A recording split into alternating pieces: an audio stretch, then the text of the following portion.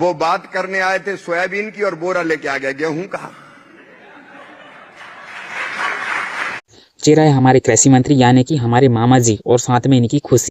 इधर तो मामा जी की खुशी और इधर हमारे किसान भाइयों की दर्द भरी कहानी।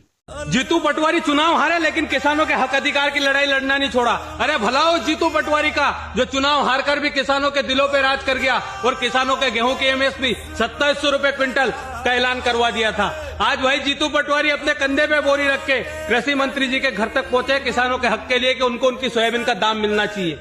लेकिन दुर्भाग्य इस देश के किसान का जो जीतू पटवारी का साथ नहीं दे रहे। जीतू पटवारी उस अभिमन्यु की तरह रण में खड़े हैं किसानों के लिए, जिसे चारों तरफ से कोरुओं ने घेर रखा था।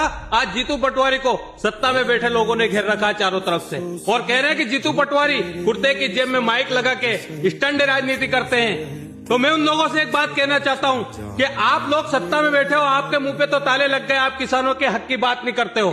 तो जब विपक्ष भी अगर किसानों की बात नहीं करेगा तो क्या भगवान आके लड़ाई लड़ेगा किसानों के हक की?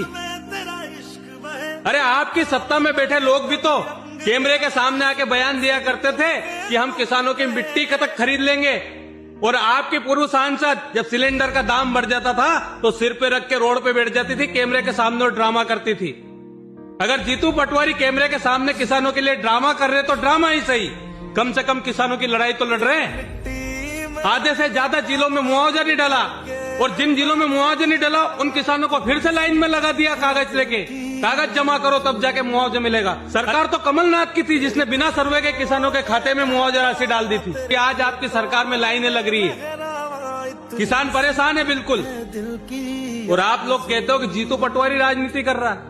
अरे जीतू पटवारी अकेला भारी है पूरी सरकार पे। जीतू जब जब बोला है सिंहासन डोला है। मिट्टी के साथ जुड़े हैं फर्ज मोहब्बत रोटी रोजी फर्ज मोहब्बत।